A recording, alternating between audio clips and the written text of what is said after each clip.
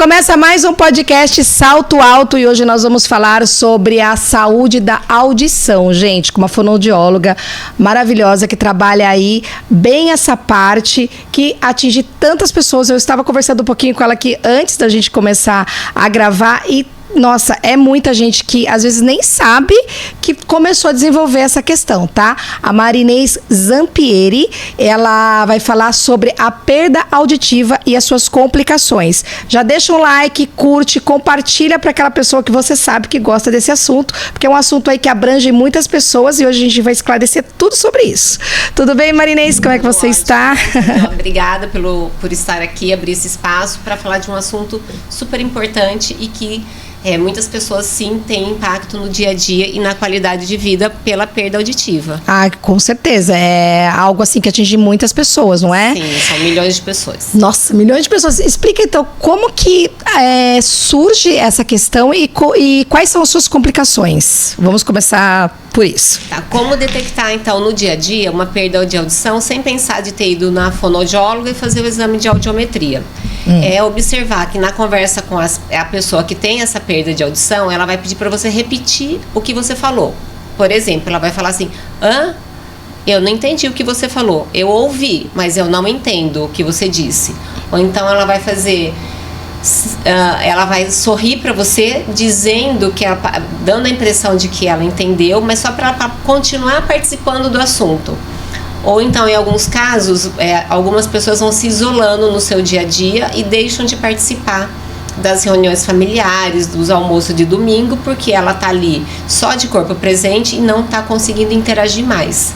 E ela tem vergonha de dizer sim ou de pedir para você repetir de novo. Algumas pessoas deixam de fazer isso. Certo. E o que causa essa perda de audição? A perda de audição ela tem várias causas. Algumas são genéticas, outras acontecem depois do nascimento por uma cachumba, rubéola, sarampo, catapora. Nossa, eu tive tudo na infância. Mas foi sorte sua que você não teve nada então de perda de audição. Verdade. Eu também já tive cachumba dos dois lados, mas eu nada tive. Aconteceu. Então tem esses fatores. Mas, por exemplo, se afeta já na infância, por exemplo, uma criança que teve cachumba, rubéola, coisas... ou vai afetar mais tarde? A pergunta eu ainda corro risco? Você corre um risco, mas não por ter tido todas essas, né? Pode correr um risco, às vezes, de ter uma perda auditiva súbita, ou seja, de repente, do nada, um dos seus ouvidos para de funcionar. Mas devido a quê? Ainda não se tem uma causa específica. Tá? Até hoje, tenho 21 anos de formada. Desde antes disso já se estuda essa possibilidade do que causa uma perda de audição súbita. Ainda não se tem. Por exemplo, dias atrás um paciente ele veio fazer um exame porque ele acordou com barulho no ouvido esquerdo dele e porque ele foi levantar da cama e ele caiu, então ele perdeu o equilíbrio. E daí que teve esse barulho no ouvido, foi pro pronto-socorro, daí ele já pediu para ir pro otorrino, nós já fizemos o exame de audição, então tem um lado dele, do ouvido, que ele não ouve nada, e agora tem os exames de tomografia para que foi solicitado, a gente está aguardando, mas aí tem uma intervenção com o médico otorrino-laringologista, que é por meio de medicamentos, para poder dar uma segurada ou até voltar um pouquinho essa audição, nem sempre volta. É como se fosse, essa perda súbita é como se a gente tivesse um ataque cardíaco, se tivesse um AVC, nem sempre manda recado. E não tem uma explicação? Ainda não. Então todo mundo, diz que é idiopática. Todas as pessoas podem ter? Todas as pessoas podem ter. Né? Aí a gente tem as perdas auditivas decorrentes de exposição ao trabalho por ruído. Quem trabalha nas empresas que tem nível de ruído, que tem que usar aquele protetor auricular. Algumas pessoas usam, outras não usam, mesmo sendo obrigatório, a empresa entregando o protetor, elas não usam, e com o tempo de uso, de exposição nesse trabalho com ruído, vão ter perda de audição por conta disso. Então aí vão ter dificuldade de entendimento. E crianças, por exemplo, que têm muita dor de ouvido, né, que a gente chama otite de repetição, que é o ouvido com inflamação e está sempre acontecendo, elas podem vir a ter o tipo de perda de audição também, onde elas vão ter também, às vezes, uma troca na fala, e essa troca de sons na fala pode ser levado para troca na escrita também. Então, quando detectar, né, que tem que estar repetindo muito, seja para a criança, para o adolescente, ou para o jovem, ou para o adulto, o idoso, buscar um otorrino, que ele vai dar uma olhadinha no ouvido para quê? Para ver se pode ser uma cera, por exemplo. A cera, ela é uma proteção do ouvido. A gente não tem que tirar, não tem que usar cotonete. Ela é fabricada para o nosso ouvido para manter o conduto do ouvido sempre hidratado com a cera. E quando achar que pode ser a cera que causa um tipo de perda de audição temporária, por que temporária? Porque quando tiver demais aí atrapalhando a passagem do som, o otorrino tira o que for preciso só. A gente faz um exame para ver como que tá depois disso. Se tá tudo ok, uma vez por ano, a cada 2 anos, você faz um exame de audição para você ter um monitoramento da sua questão auditiva. Fora isso, não precisa estar tirando cera e nem passar cotonete. Cotonete só empurra a cera para cima do tímpano e causa outras coisas também. Sabe que tinha uma farmácia aqui na cidade que o farmacêutico tirava essa cera. E ele falava, gente, às vezes vem a criança, eu tirava assim, aliviava, às vezes dava com dor, aliviava, ouvia melhor. Só que foi proibido. Aí foram lá, a vigilância, tiraram o aparelho dele. Gente, ficou tanta gente na mão. Porque até às vezes você conseguir uma consulta no SUS, é complicado. Por que tiraram? Porque não facilita? Porque ele era um farmacêutico experiente. Então, mas só que alguns, além... Tudo bem que ele tinha experiência dele, mas alguns outros que não tinham experiência, pela forma de fazer o uso dos equipamentos de tirar a cera, eles perfuraram muito o tímpano. Tímpano perfurado também causa um tipo de perda de audição. Daí tem que fazer uma cirurgia que chama timpanoplastia, que é a recuperação desse tímpano. E algumas cirurgias de tímpano ficam ok e outras não. Continua o tímpano aberto. O tímpano é uma das estruturas que recebe primeiro a onda sonora, para depois encaminhar o restante dessa onda sonora por 3 ossículos que a gente tem grudadinho no tímpano, que chama martelo, bigorna e estribo, para depois essa onda sonora ir para uma parte principal da audição, onde a gente tem todos os sons da fala e os ruídos que a gente ouve no dia a dia, para depois ir via nervo auditivo e para o cérebro. Aí que a gente vai entender o que o outro falou. Então é todo um caminho que tem. Então o tímpano é uma estrutura super importante para estar junto com as outras. Então o perigo é pegar alguém inexperiente e ao invés de ajudar, complicar. Exato, por isso. E por que forma essa cera? A cera é uma proteção do ouvido, né? Todos temos. Todos temos. Mas quando está em excesso, que você tem que ir até alguém para tirar. Todos temos. Tem pessoas que têm cera que precisa tirar a cada 3 meses. É muito do organismo dela, da produção. E tem pessoas que a cada 2, 3 anos precisa tirar cera. Tem gente que tem uma fabricação muito grande, é mais ou menos parecido com a oleosidade da pele. Tem gente que tem uma oleosidade maior, tem gente que tem menos. Então, quando achar que não está ouvindo, é marcar um horário com o otorrino, e é ele quem vai remover ou não essa cera. Ele que vai avaliar. Se é uma cera que está lá, que não está atrapalhando na audição, ele vai manter ali, porque tem que deixar a pele, porque a pele do rosto e da orelha continua lá dentro do ouvido, que é onde vai ter a cera. Então é essa pele que ali dentro vai ter essa fabricação de cera para manter essa pele hidratada. E para que essa hidratação? Para não te dar coceira. Tem pessoas que removem muito essa cera com cotonete. Além de remover toda a proteção em volta desse lugar que é redondinho, porque o cotonete é redondo também. Elas empurram a cera para cima do tímpano. Ficando sem a cera ali, pode começar a ter coceira. Aí a pessoa vai passar o cotonete de novo porque está coçando. Aí ela pode machucar e causar sangramento e ferida ali dentro. E essa cera fica ali para quê? Para receber a entrada de poeira, algum mosquitinho que queira entrar aí no seu ouvido, porque é um buraquinho. O mosquitinho não sabe o que é, ele entra. Sim. Né? E segurar alguns vírus ou bactérias, fica tudo ali em cima da cera. E assim, então qual é a melhor forma de se limpar o ouvido? Porque, por exemplo, no banho, e principalmente eu já vi várias mães limpando com cotonete.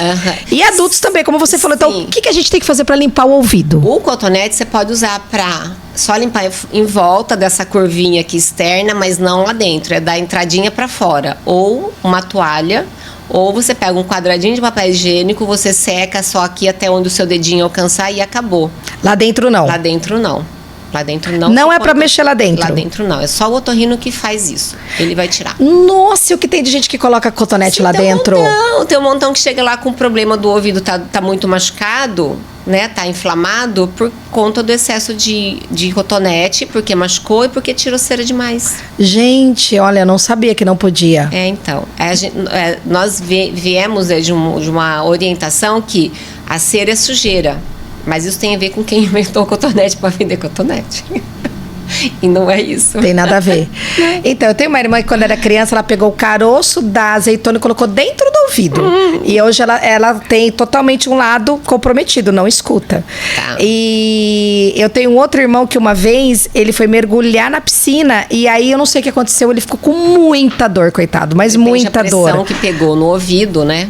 Pode dar. Mas o que acontece quando vai mergulhar? O que pode acontecer? De dar essa inflama, é isso? O que acontece no mergulho é a pressão, depende da altura que ele fez isso, é igual os mergulhadores, né? Quando, não sei se você já fez algum mergulho de cilindro e tal. Já fiz. Você não recebe uma orientação de fazer uma manobra de valsalva? Essa manobra é para você equalizar a pressão do ouvido, porque a gente tem uma parte atrás do tímpano que não tem nenhum líquido, só tem ar, né? Tanto é que quando você vai decolar de avião, ou vai descer, ou vai subir serra, descer serra, o seu ouvido fica uma pressão diferente. Porque a gente tem um lugar ali dentro, que é atrás do tímpano, que tem uma musculatura chamada também, que é a comunicação do ouvido com o nariz e com a garganta, que chama tuba auditiva. É um músculo. A função dele, uma das funções é manter esse ar ali dentro, atrás do tímpano, igual o ar que você respirou, que está no seu pulmão. Então, quando você vai subir serra, descer serra, sobe o avião, desce o avião, ou vai lá no mergulho, você ouve o ouvido diferente. Você sente dá a impressão que tampou. Isso. Aí você engole saliva, masca chiclete, abre e fecha a boca, para dar uma melhorada aqui com a articulação temporomandibular aqui. Então, essa estrutura vai equalizar esse ar que você inspirou. Que tem que estar igual. Então, enquanto não ficar igual, ele vai te dar essa sensação de ouvido tampado. Então, quando você vai fazer um mergulho lá de cilindro, por exemplo, tem que fazer essa manobra para você não ter a dor no ouvido. Se você não fizer, dói esse ouvido. É mais ou menos o que quando você mergulha na piscina, você não está com oxigênio aqui para fazer essa manobra, você só mergulhou. E dependendo de como está essa musculatura, vai ter essa dor de ouvido, e se entrar água, vai piorar. Nossa, agora eu entendi por quê. Entrou água, com certeza. Sim, as crianças também, entra. quando vão pra praia, voltam com o ouvido infeccionado. Isso, aí tem que ir pro otorrino, o otorrino vai fazer o processo que ele precisa. E já tem uma certa tendência, quem tem sempre infecção, criança que já tem sempre infecção, né? Tipo, molhou, já infecciona, já começa a doer. E pra isso, o que a gente tem? A gente, quem é fonoaudióloga, a gente consegue fazer uma pré-moldagem do ouvido, né, seja para natação, ou as crianças que têm essa reincidência, ou até alguns outros, tem alguns adultos que fazem também, de estar com o ouvido infeccionado porque foi nadar, mergulhou, ou faz aula de natação, ou pós-operatório alguma cirurgia de ouvido também. Nós fazemos uma pré-moldagem do ouvido para tirar o modelinho da orelha, mandar confeccionar um tampão de ouvido. Então ele vem no formato da orelha. Então, ele é um impedimento para que não entre água. Então, ele vai fazer a aula de natação, né, sem problema nenhum. Tem alguns que fazem para esse tipo de tampão para dormir também, porque a rua é muito barulhenta. Funciona para ronco? Funciona também. Eu tenho alguns pacientes que vão lá pra gente fazer a pré-moldagem, e porque o tipo, companheiro ronca. Funciona? Funciona. Alguns dizem que fica melhor, consegue dormir melhor, porque a entrada, por conta do tampão, de volume do ronco é mais baixa. E assim, mas pra quem faz natação, não é preciso fazer esse tampão se não tiver o problema. Se não tiver problema. Só se tiver essa questão. Só se quem for faz uma infecção com frequência. Quem faz natação normal, o ouvido dá conta daquele período que ele tá dentro da água, tranquilo. Não tem problema. Não tem. De vez em quando eu sinto umas dores de ouvido, mas elas passam sozinhas. O que será que pode ser? De vez em quando eu sinto. Precisa dar uma investigada até com o próprio exame de audiometria. Embora a gente tenha um outro que vai investigar melhor, que chama imitanciometria, que a gente vai ver como está o funcionamento aí da própria membrana timpânica. Tá? Às vezes tem uma relação com a própria articulação temporomandibular aqui também, que a gente tem que observar isso, ou com as musculaturas em volta aqui da orelha. Tá? Entendi. Bom, então é bom sempre dar uma olhadinha. São situações que podem estar, é uma dor pontual, né? Que aparece e depois ela já... Sozinha? Sim. Bom, então isso é uma dica legal, porque pode ter outras pessoas que aconteça isso também. Exato. Acho que eu não devo ser a única. Não, né? Não é. Chega muita gente. No assim. E assim, pessoas idosas, porque assim, pensa, nossa, porque é idoso e foi perdendo a audição durante a vida. É isso que tá, por exemplo, pessoas... O meu ex-sogro, como eu estava comentando com você, 88 anos, ele escuta muito pouco, né? Veio vindo essa perda? O que pode ter acontecido? Porque, na verdade, eu não perguntei como era antes, né? Tá. Os idosos têm, assim como a nossa pele, a partir dos 30 anos, e o nosso cabelo já vai tendo uma degradação aí por conta da idade, que vai deixando de ter algumas produções, né, de nutrientes e tudo mais. Então, a questão auditiva também, com o envelhecimento, ela vai aumentando, na maioria dos casos. Tem alguns idosos, mas são muito poucos que chegam ali no consultório, que tem uma audição bem melhor do que a maioria, tá? E isso pode ser causado, sim, pela própria idade, né, que a gente chama de a perda auditiva de presbiacusia, mas também tem as questões de medicamentos que você vai tomando ao longo do tempo da sua vida, ou então vai ter pressão alta aí envolvida, diabetes, colesterol. Então é multifatorial. É multifatorial. Se a pessoa fuma, se ela não tem uma alimentação adequada, né? Se ela toma pouca água também, então vai... Até isso influencia? Sim, a água, ela é essencial para a nossa vida. Nós somos 65 a 70% composto de água. As nossas células precisam que essa água que elas têm sejam trocadas. Assim como o líquido que a gente tem na cabeça, a gente tem líquido na coluna. Então, são líquidos que precisam receber sempre ingredientes novos, que é pela ingestão de água, lógico que também pela alimentação. E os nossos rins e o fígado são os nossos filtros. Eles precisam estar limpos para que a gente receba esses nutrientes também, de tudo que é metabolizado por eles. Então, a água ela é fundamental. E o idoso, na maioria das vezes, eles não gostam de tomar água. Não gostam, eles são bem resistentes. Então, e que pode causar, além que vai contribuindo para a perda de audição também isso, mas também vai ter outros fatores. O próprio zumbido, que maior parte das pessoas que têm a perda de audição vai ter o zumbido associado pelo esforço que esse ouvido e esse cérebro tem que fazer para entender o que o outro falou. E sem o uso do aparelho de audição. E daí no final do dia essa pessoa vai estar cansada e vai estar irritada. E as pessoas que conversam com essa pessoa que tem a perda de audição, que tem que falar mais alto, também se cansam e se estressam. É verdade. É uma confusão aí nas relações, não é? Ficar repetindo. Interfere muito no social da pessoa, né? Interfere bastante. Então, o aparelho de ouvido, ele vai entrar nessa situação para quê? Para melhorar a questão auditiva, né? Vai fazer com que esse cérebro volte a ter um funcionamento que ele deixou de ter antes, porque estava faltando volume, que é o que a perda de audição mostra pra gente lá no exame de audiometria. E vai melhorando a qualidade de vida, como esse cérebro vai voltar a ter estímulos novos, ele acaba tendo novas conexões neuronais. Então, novos neurônios são formados porque ele está sendo estimulado de novo. Então, a pessoa volta a participar melhor das reuniões, ela começa a entender um pouco melhor o que ela deixou de entender, o cérebro faz menos esforço, porque agora o negócio quem vai fazer vai ser o aparelho. Né? Os aparelhos de ouvido têm uma tecnologia muito boa atualmente. Quando eu comecei há 21 anos atrás, a gente não tinha a tecnologia que tem agora. Era muita queixa, sim, de que o aparelho tinha muito barulho. Agora não se tem mais isso. Olha que bom. A tecnologia... Mas eu te perguntei o custo. Você disse que depende, mas tem uma média, mais ou menos, a partir de... O custo desse aparelho auditivo? Depende muito das marcas e o que eles têm aí de tecnologia agregada. Sim. Né? Porque o que a gente tem de aparelho hoje, o que o paciente tem que fazer hoje nos aparelhos? Colocar e tirar da orelha só. E, no caso do aparelho que usa a pilha, a bateria, abrir a gaveta da pilha. Porque a gente tem aparelhos auditivos recarregáveis, que você tira do ouvido, coloca na caixinha dele para recarregar e liga na tomada, tipo celular.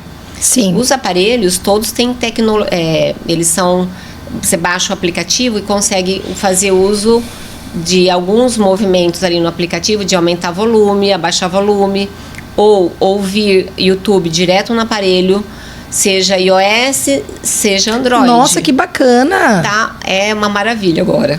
Nossa, a tecnologia revolucionou mesmo. Exatamente. Agora, sim, tem gente que mesmo com o aparelho não escuta bem, existe isso? Então, tem alguns pacientes que não, aí depende de como ele está usando e o quanto tempo ele está usando, porque o indicado é mais que 8 horas por dia.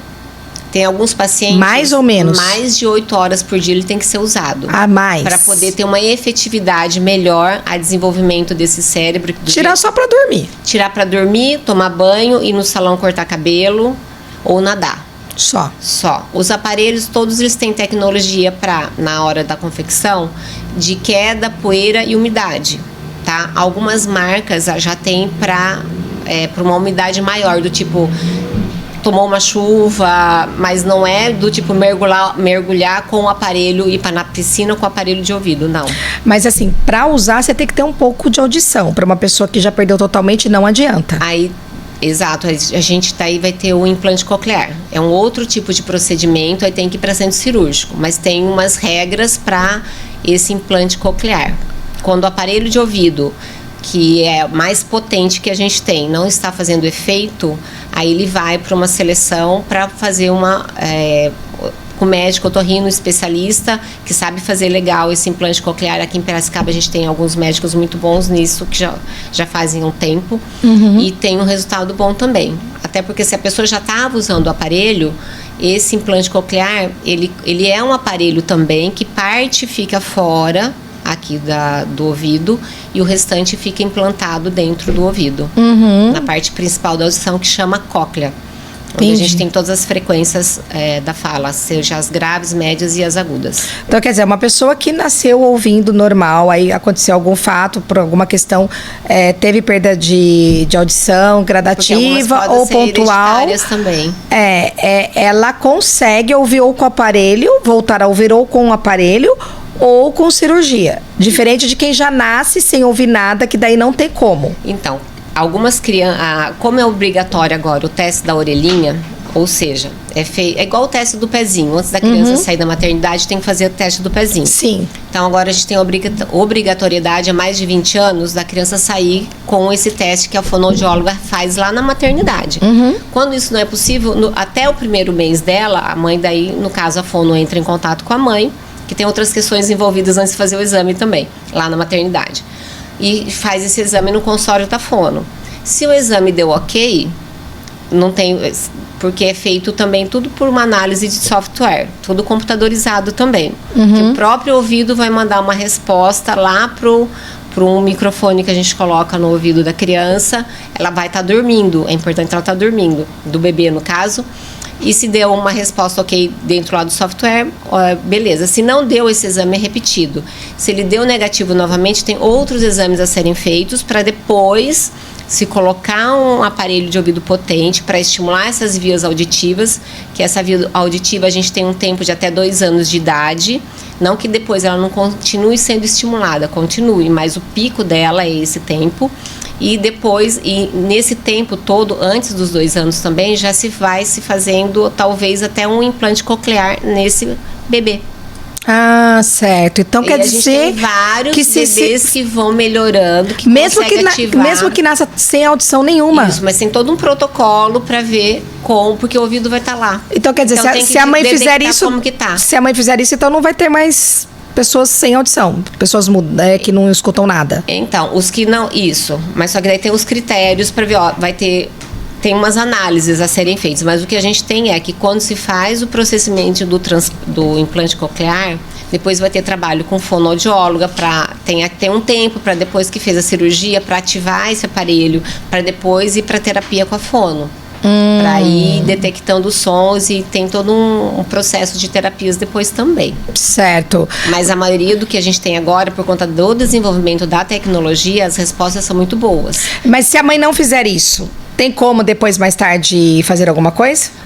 A gente tem alguns surdos, né, que agora, numa idade mais velhos, adultos, que eles estão pondo o implante coclear, porque não querem continuar fazendo parte da Libras, né, do grupo aí da Libras, né, que é a língua brasileira de sinais, mas eles também querem ter essa experiência do implante coclear para voltar para começar a ouvir.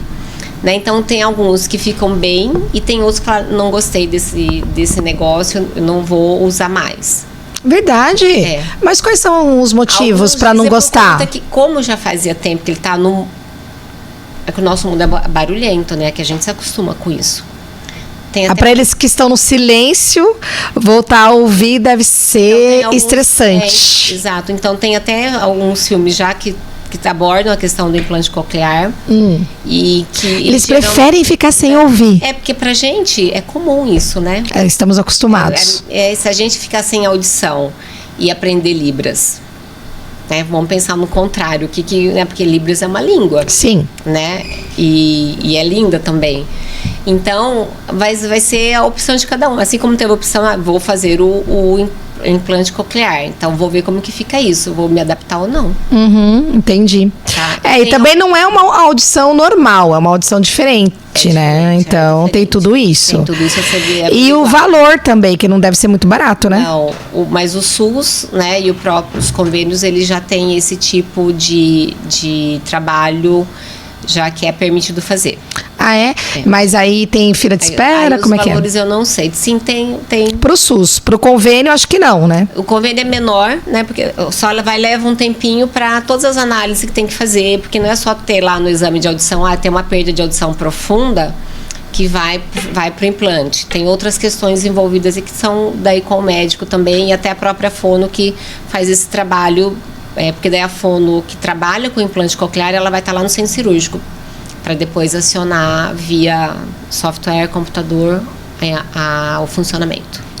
Entendi. Bom, é uma boa notícia. Então quer dizer que assim, as pessoas surdas, elas têm aí uma chance de voltarem a ouvir, diferente de uma pessoa que fica cega. Elas têm essa opção porque ainda para cegos ainda tem algumas coisas bem que eu andei vendo aí recentes, mas muito incipientes ainda, meio caras, estão sendo estudadas. Para surdos já está mais evoluído, né? Semana passada, acho que saiu uma notícia isso da questão das pessoas cegas, né? Que foi feito um implante, ficou bom, mas isso não foi aqui no Brasil. Então, né? Até chegar aqui, mas tem os estudos que vão acontecendo, né? Que estão melhorando. Sim, verdade. Então, aí um aparelho para uma pessoa, por exemplo, depois dos 80 anos, a partir de quanto, mais ou menos, dá para pegar pelo SUS, como você falou, mas tem uma fila de espera? Tem fila de espera. De quanto tempo? A gente tem o pessoal tem de 4 a 5 anos uma fila de espera. Então, geralmente, quando se entra o processo aqui em Piracicaba, ou a pessoa vai receber em Limeira, daí tem que ir para Limeira buscar, ou aqui em Bauru também, no centrinho, né? Que tem alguns pacientes que a gente acaba fazendo uma manutenção dos aparelhos, né? Que receberam desses dois lugares. Certo. Mas aí esse tempo é prejudicial, porque até chegar na vez dele, suponhamos... 4, 5 anos sem ouvir. Quanto mais tempo esperar, o aparelho vai ser mais potente, o tempo de adaptação do aparelho vai ser maior, e às vezes a pessoa não tem tanto engajamento mais, porque demorou tanto, foi muito tempo, acho que eu já nem quero mais, enfim. Nossa, complicado. Tem algumas pessoas idosas, falam, mas eu vou pôr o aparelho agora, eu tô com 80 e poucos anos, eu já vou morrer logo. Tem os que pensam dessa forma, mas ninguém sabe quando vai morrer. Ninguém sabe. Ninguém sabe. É verdade, vai que vai para 100 e pouco. Então, porque a gente está com uma chance para essa idade, né, agora, até por conta da tecnologia, dos conhecimentos, né, que a ciência tem, a gente melhorar o tempo de vida. Sim, é verdade. Mas e aí, então, o indicado então seria comprar mesmo, porque para esperar é muito tempo, né? Aí dá para pessoa parcelar também. Isso. E a partir de quanto? 6 mil, você me falou? Isso, depende da tecnologia e como é o dia a dia da pessoa. Né? E o que a gente tem, que é o Banco do Brasil, para quem tem conta corrente no Banco do Brasil, eles têm o crédito de acessibilidade, né? Onde o correntista, daí vai ter uma análise do crédito, né? De como é essa conta da pessoa, para eles liberarem o pagamento via pagamento à vista, que daí o banco libera o pagamento à vista, e o correntista vai pagar de 1 ano, que é o tempo mínimo, a 5 anos, com parcelados, aí vai fazer uma simulação ali com o gerente, mas os juros é de rendimento de poupança. Nossa! Então tem essa facilidade. Mas é um crédito que ora tá tá liberado para fazer, tem tempos que o banco dá uma segurada, mas depois ele libera de novo. Entendi. Eu não sei quais são os critérios do banco. E se for uma pessoa de idade, assim, dá pra, também? Porque, assim, geralmente, acima de 70 anos, eu não sei a idade. Eles não liberam, né? Agora, o pode ser no nome do filho, por exemplo. O filho faz pro pai. Pode. Aí dá certo. Porque isso acontece no consultório e a gente vai dar todo o cuidado, manutenção pro usuário do aparelho. E outra, dá pra ir pagando um pouquinho por mês. Exatamente. E não é muito, né? Só a nota fiscal que sai no nome do correntista, para poder limpar. Sei lá, suponhamos... A Caixa Econômica também tem esse processo, mas eu sei que o critério é um pouco diferente do Banco do Brasil. Mas a maioria que a gente consegue fazer é pelo Banco do Brasil. Suponhamos aí, um aparelho de 7 mil, sei lá. Eles fazem 24, 48, faz? De 1 ano a 5 anos, né? Olha, então, gente. Tipo, o mínimo é 1 ano. E os juros quanto é? 6 meses, não é? Geralmente eles têm a base do rendimento da caderneta de poupança. Ah, tá. Então é pequeno. É bem pequenininho. A caderneta não rende quase nada, né? Nada, então. Olha, é uma ótima saída, uma ótima opção. Acho que muitas pessoas nem sabem disso, hein? No consultório a gente acaba falando disso justamente para possibilitar essa compra do aparelho, né? Então, algo muito interessante de ser falado e divulgado, né? Sim, porque muita gente não sabe e fica ali sofrendo, né? Querendo ouvir, exatamente. Como você disse, isolamento social. Exatamente, porque além do isolamento, o que vai estar junto com o isolamento? A depressão, porque ele não vai estar participando, ele vai se sentir muito triste, muito sozinho. Isso vai estar junto também. Exatamente, né? Exatamente. E esse zumbido no ouvido, voltando ao zumbido, eu já ouvi pessoas falarem que é coisa espiritual. Ai, tô com um zumbido no ouvido, é chamado espiritual. Tem então não é de pensamento, mas geralmente... Já ouviu falar isso? Eu já. Então. Tem um espírito falando com você, mas por meio do zumbido eu não sei como que você vai entender o que ele quer dizer. Eu não sei. Mas o que eu já sei é que é a perda de audição que causa esse zumbido na maior parte das vezes. Mas a gente tem pessoas que têm audição de acordo com a audição normal. Né? Ou seja, a gente tem um padrão de normalidade, ela está aí dentro desse padrão de normalidade, mas ela tem um zumbido. E o que pode ser? Várias coisas. Pode ser mastigação de um lado só, o pescoço muito tenso, pelo tempo que você fica na frente do computador trabalhando, muito tempo na tela do computador ou do próprio celular, que é uma luz branca. Essa luz clara de onde a gente trabalha também, a função da luz clara é qual? Deixar a gente acordado, deixar a gente atento. Tanto é que se você vai num ambiente que a luz é mais amarelinha, você já vai ficar mais relaxada, você já vai estar preparando o seu cérebro para dormir. Que é diferente do trabalho, você tem que estar atenta, né? Tem pacientes que às vezes chegam lá para mim com esse sintoma do zumbido, a audição tá normal e trabalham com 2 telas de computador. Então, hora tá olhando em uma, hora tá olhando em outra.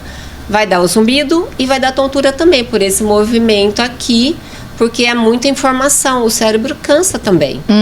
Então já se sabe que o ócio, ou seja, o não fazer nada, também é produtivo, porque você vai descansar o seu cérebro. Então você tem 2 telas de computador. Geralmente as pessoas que fazem análise de dados e fica com várias telas. Fica uma coisa louca. Sim. Né? Cansa. Né? Então tem todo esse tempo. É o tempo que você fica sentada também. Você tem a sua circulação, ela continua acontecendo enquanto você está um tempão aí de 4 horas direto sentado na frente do computador. Que você vê passar, nem vê passar, porque é rápido, né? E você tá com a sua circulação aí funcionando, mas a hora que você levanta, você pode ter tontura pelo tempo que você ficou sentada e ficou com todo esse estímulo aí na frente dos seus olhos que você está enviando pro seu cérebro. E o seu cérebro está trabalhando, pensando. Isso cansa também. Então, o zumbido pode ter esse tipo de causa, assim também pode ser por estresse, ansiedade, preocupação, falta de atividade física. A água entra nesse negócio de novo. Gente, olha, atividade física, alimentação, entra em tudo. Não tem como você fugir. Porque o seu corpo precisa de nutriente e você tem que cuidar do seu corpo. Se você não cuidar, ele faz você parar. Sim. De um jeito ou de outro. Exatamente. Vai dar um burnout e pronto. Aí sim, você para. É verdade. Né? Então, aí tem o zumbido tem essa questão também, que independente se a pessoa tem perda de audição ou audição normal, ela pode ter o zumbido.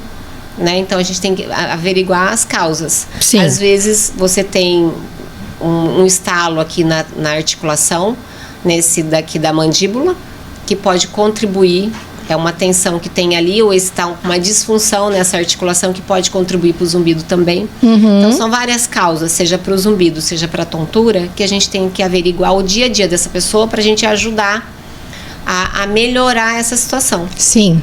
Às vezes uma massagem resolve numa liberação de musculatura de cervical ou até da musculatura do trapézio, que é a musculatura dos ombros também, melhora bastante, né? Mas as outras coisas têm que ser buscadas e identificadas no dia a dia. Outro fator importantíssimo que não dá para não falar é o intestino. Seu intestino tem que funcionar muito bem, porque é a conexão eixo intestino-cérebro, eles se conversam, a gente tem neurônio no cérebro, tem neurônio no intestino. Então, se o seu intestino não funciona bem, as informações não vão bem lá no seu cérebro e você vai ter problema sim. E dizem que o intestino é o segundo cérebro, né? E é. Então, você tem que tomar bastante água, a alimentação com fibra, seu intestino tem que funcionar bem. Tem que funcionar bem. É para tudo ir bem. É, porque assim, quando o intestino não tá bem, você tem alguma coisa, cuida do intestino. Olha pro intestino. Alguma coisa você vai encontrar ali. Exatamente. Agora, assim, vamos supor que uma criança que já apresente essa questão, né? Aí não... A mãe, a professora percebe que não está se socializando. Como que a gente vai colocar um aparelho numa criança? Não dá. Aí como é que faz? Tem um monte de criança que eu coloco aparelho. Mas elas não se sentem desconfortáveis, não tiram. Por exemplo, se for uma criança de 4, 5 anos, não tira. Como é que faz? Como é que acontece daí? Precisa, sim, tem todo um trabalho na escola, professor e coleguinhas de sala de aula. A gente tem que orientar toda essa turma que é do ambiente dela. E a própria criança também. Tanto é que se tem alguns aparelhos que já tem uns desenhos específicos, até o próprio implante coclear, dos super-heróis que estão aí da moda, para poder ter um engajamento melhor para a criança entendendo essa importância do uso do aparelho. Né? Tanto é que, como a criança é o adulto que tem os preconceitos, as crianças não têm, é a gente que acaba passando para eles. Com certeza. Eles vão entrando num padrão de normalidade. O meu mestrado, que eu fiz depois da faculdade de fono, foi da inclusão da criança surda na sala de aula com criança ouvinte e intérprete de Libras. Né? Então, era na segunda série. Eu fiz o tema do mestrado. E para as crianças ali, era tudo normal. Porque elas mesmas, as crianças ouvintes, aprenderam Libras também. Elas aprenderam Libras, que era uma segunda língua. Então, essas crianças têm um desenvolvimento diferente, né, nível neurológico, porque já está na segunda série com Libras. E então, elas tratam isso normal. O adulto que não trata, que vê com preconceito. Tanto é que o engajamento das pessoas jovens que usam muito fone de ouvido para ficar o tempo todo ouvindo música, ou aqueles jogos que tem as explosões na tela, mas que está tudo aqui no fone, a quantidade de adolescentes com a necessidade de uso de aparelho é grande, mas existe já o quê? O preconceito. Eu vou colocar o aparelho, mas o meu colega vai olhar e vai ficar tirando sarro de mim. Então, eu não vou pôr o aparelho.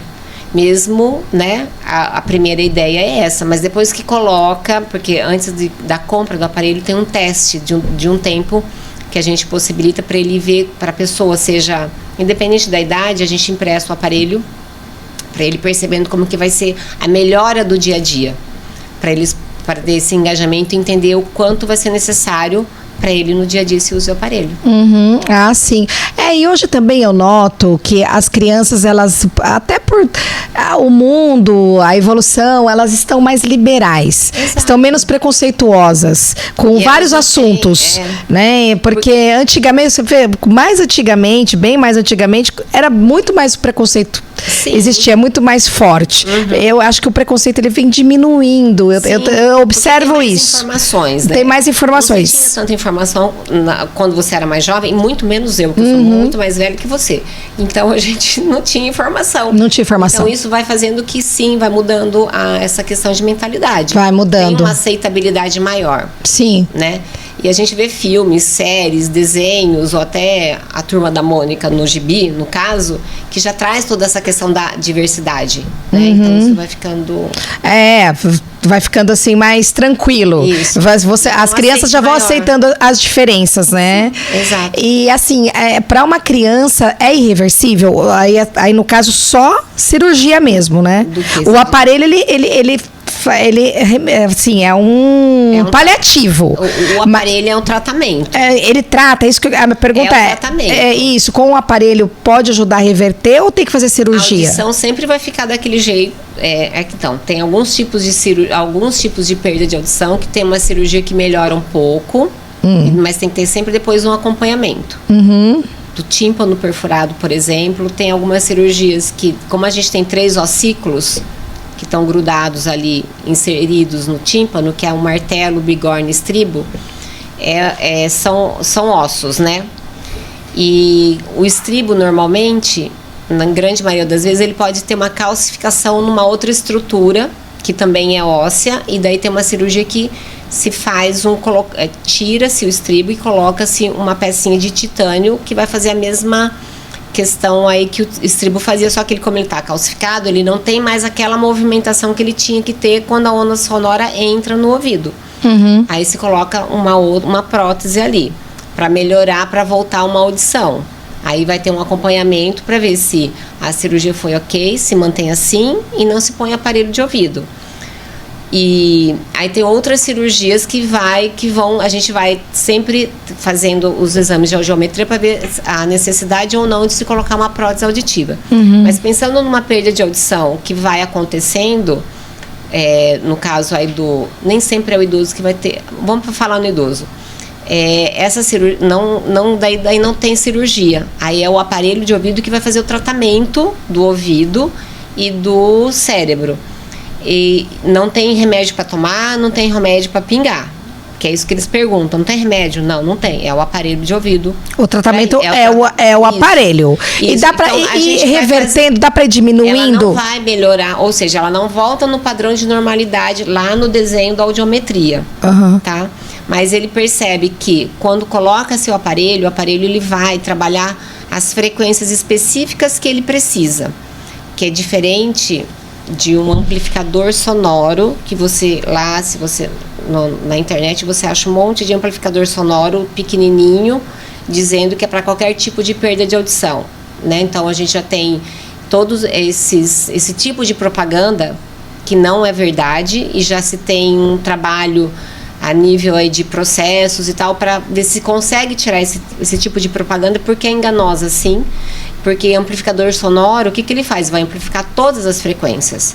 Ele não amplifica especificamente, que é o que o aparelho faz. Né? Todo um trabalho tecnológico que o próprio aparelho faz sozinho, ou seja, ele tem no microchip do aparelho, os aparelhos ele tem a função de aumentar o volume com quem a pessoa está falando, da voz, e diminuir os ruídos que acontecem em volta, faz sozinho. Então, quando o aparelho percebe que a pessoa está num lugar, que está num restaurante, por exemplo, ele está no shopping, está na rua, outras pessoas falando, mas ele vai dar preferência para a pessoa que está com o usuário do aparelho, para a pessoa entender melhor, e diminuir os outros ruídos. Ele não elimina. Por que ele só tem que diminuir os ruídos e não eliminar? Porque o cérebro tem que saber onde a pessoa está. Sim. É a localização. Então, ele vai ouvir os outros barulhos mais baixos. A nossa orelha, a minha, a sua e dele, não faz isso. O aparelho faz. Por quê? O problema é no entendimento da fala. Então, a prioridade é a pessoa que faz uso do aparelho entender o que o outro está falando com ele. Tá? Que é diferente do amplificador sonoro. Ele não faz isso. Tem alguns pacientes que chegam lá, olha, meu filho trouxe de lá de fora, ou ele comprou lá no Facebook que estava aparecendo X propaganda, esse amplificador. Você pode fazer uma regulagem nele? Eu falei, eu não tenho, porque o que eu vendo é aparelho de ouvido, não é amplificador. Você vai ter que ver se a pessoa, porque amplificador não tem regulagem, é o botão de aumenta o volume e abaixa o volume. Ah, tá, entendi, igual rádio. Entendi. Tem todas essas questões, né? Nossa, é verdade. E assim, tem alguma coisa que eu não perguntei que você acha que é interessante a gente falar? Porque é um assunto muito vasto, não é? É bastante coisa. Mas eu acho que a gente deu uma boa explanada aqui. Acho que algumas coisas nem eu sabia. E eu acho que, nossa, foi um podcast muito interessante. Mas tem alguma coisa que eu não perguntei que é bacana falar? Eu acho que é interessante falar também, mesmo na linha eu falei só um pouquinho da tontura. E o que a gente... que dá pra gente falar um pouquinho mais. A gente tem a conhecida labirintite, né? Quando a pessoa tem um sintoma de tontura, eu tô com uma tontura, minha labirintite atacou. O que é labirintite? É uma infecção do labirinto. O labirinto é o nosso sistema do equilíbrio, que ele trabalha junto com quais outros órgãos? A visão, a audição e todas as informações que a gente tem lá embaixo do nosso pé, né? Nosso pé, embora a gente sempre tá com peso nele e tal, mas ele tem várias informações que vai mandar para o nosso labirinto. Então são sistemas que trabalham juntos. Só isso? Não. Aí vai entrar a questão do seu dia a dia, se é estressante ou não, dos seus medicamentos, alimentação, água e tudo mais. Mas são esses 3 grandes sistemas que trabalham junto. E o labirinto, quando ele tem uma infecção nele, a pessoa sim vai ter uma tontura também, mas labirintite é uma doença do labirinto que é causada só em 2% da população mundial. Então não é uma coisa que acontece assim com frequência, né? Mas como dá tontura, as pessoas vão achar que é labirintite. Mas aí a gente tem um outro tipo de tontura que é causada pelo tempo, que fica na frente das telas, parecido com as questões do zumbido que eu falei também, tá? E que a gente vai fazer um trabalho de reabilitação vestibular, ou seja, por meio de exercícios específicos, né, depois de uma avaliação, que tem vários itens aí que eu faço isso no consultório, a pessoa vai no dia a dia fazendo os exercícios específicos de 2 a 3 vezes ao dia, bem como orientações do tipo, até o intestino também entra nessa história. Por que eu tenho que saber do intestino? Porque vai interferir sim na tontura, assim como interfere no sintoma do zumbido. Eu tenho que saber de algumas questões, não sou nutricionista, mas eu tenho que saber de algumas informações básicas, que depois, se precisar sim, eu encaminho para nutricionista, se precisar sim, encaminho para um osteopata, para um fisioterapeuta, a depender das necessidades de cada paciente que chega para mim, tá?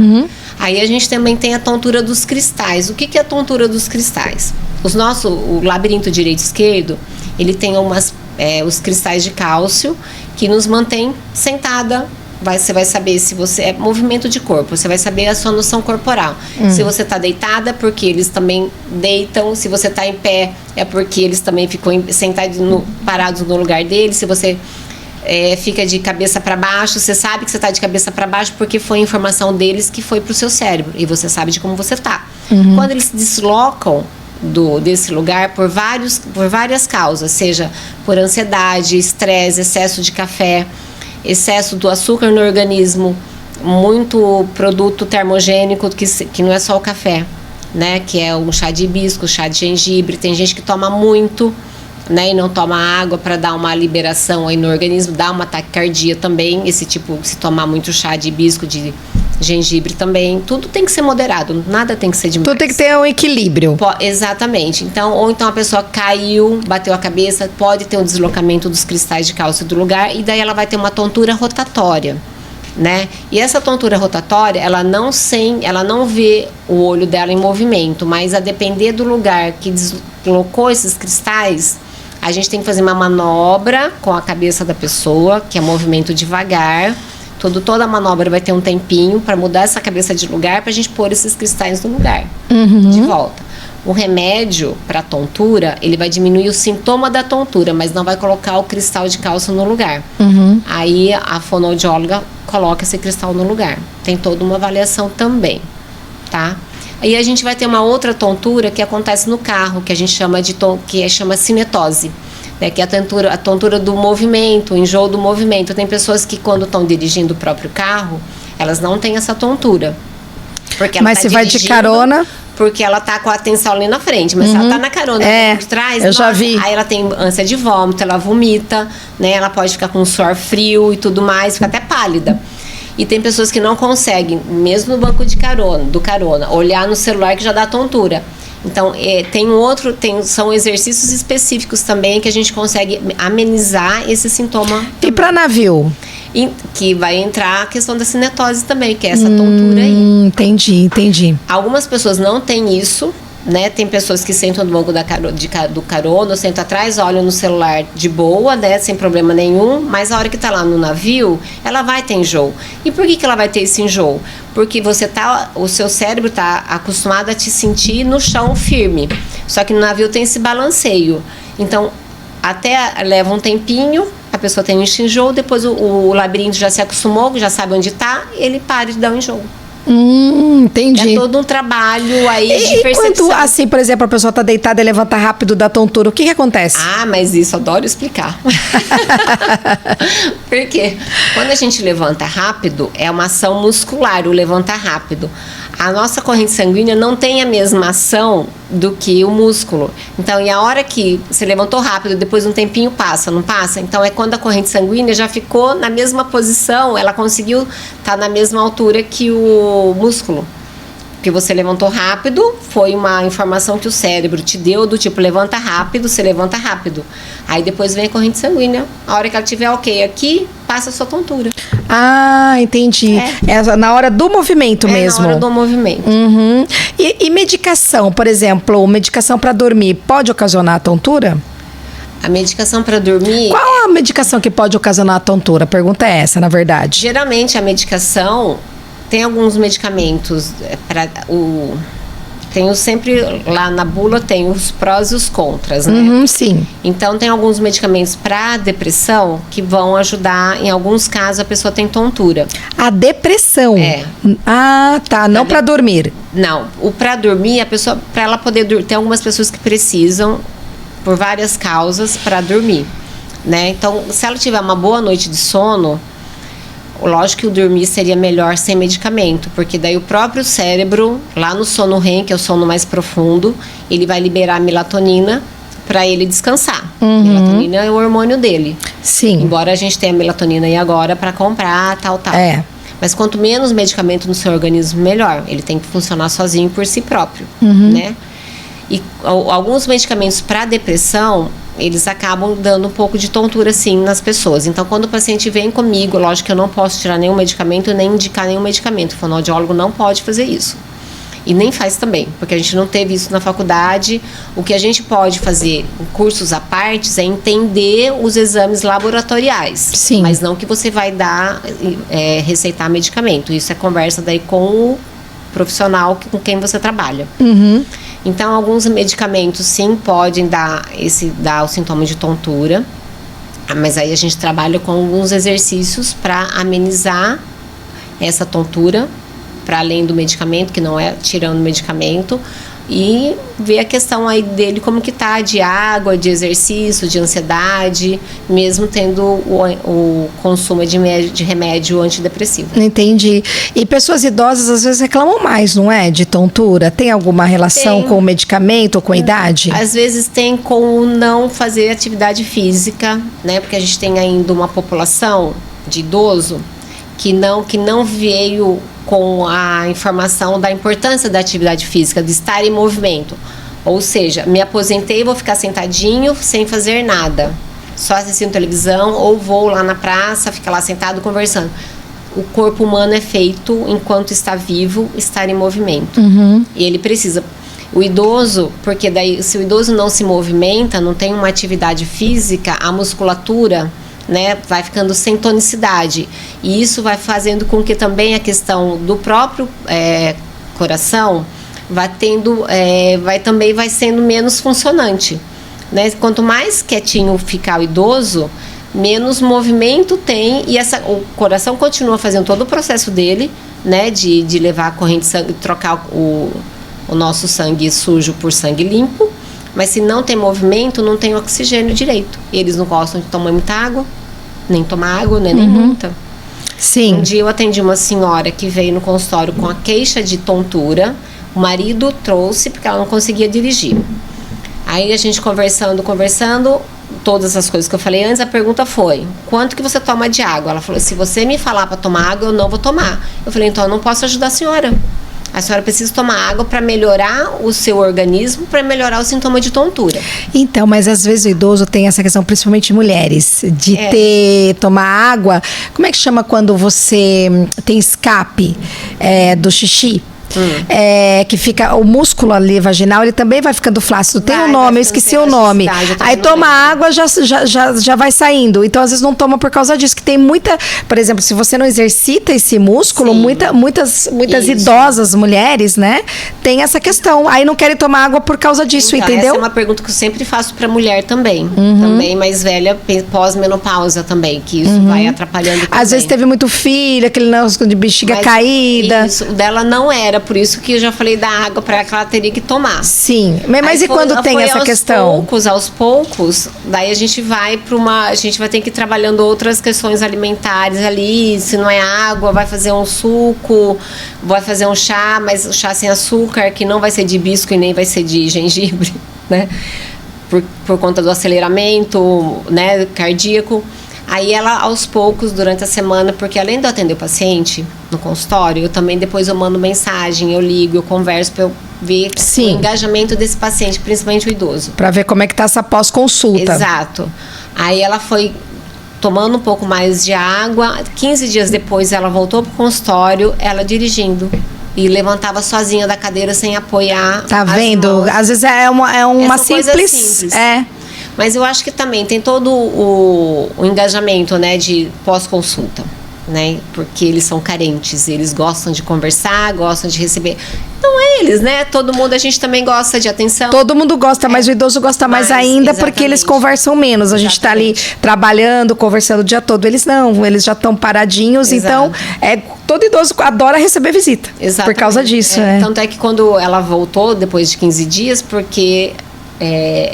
não é o tempo, eu sempre peço para vir antes, mas como ela já estava melhor, eu vi que ela conseguia manter esse engajamento. Quando ela voltou pro consultório, ela levantou sozinha da cadeira, sem apoiar no braço da cadeira, com a chave assim na mão, me mostrando que ela veio dirigindo. Nossa, tá vendo? É ótimo. Uma simples ação. E assim, exato, é uma simples ação que me deixa super feliz, porque depende do engajamento do paciente. Para mais do que a gente sabe orientar, a gente depende muito mais do engajamento dele do que junto com o nosso trabalho. Sim. Bom, Marinês, tem mais alguma coisa? O que você acha? Eu acho que é o suficiente. Acho que foi legal, a gente conseguiu abranger bastante coisas aí do assunto. De tudo que está envolvido, né? Perda de audição, zumbido e tontura. Certo. E assim, as suas consultas no seu consultório, elas são específicas para essa questão de audição? Tontura e zumbido. Audição, tontura e zumbido. Então fica a dica aí, quem tiver qualquer dessas questões, em qualquer idade, pode procurar você. Pode. Maravilha. Então tá bom, muito obrigada, adorei, aprendi muito, por isso que eu gosto de fazer podcast, a gente sempre aprende demais. Foi muito bom. Eu agradeço, né, porque é um assunto, como você falou no início, super, assim, tem várias questões que envolvem aí e são coisas que a gente tem que divulgar. Né? Justamente porque tem pessoas que não sabem, né, por onde ir. Sim. Então é isso. Eu agradeço muito essa oportunidade de passar o que eu tenho de experiência de 21 anos de profissão. E a gente sempre continua se atualizando e se aperfeiçoando para poder informar melhor e atender melhor no consultório. Sempre tem que se aperfeiçoar. Sempre tem novidades, né? Exatamente. Ainda bem que a ciência tá ciência e tecnologia junto. É verdade. Né? Eu agradeço. Tá certo, muito obrigada. Gente, então termina aqui esse podcast, já manda para aquela pessoa que você sabe que vai se interessar, porque olha que esse assunto é muito interessante e aí tem muitas pessoas que sofrem com isso, que vão gostar muito de assistir esse podcast, tá bom? Um beijo e até o próximo.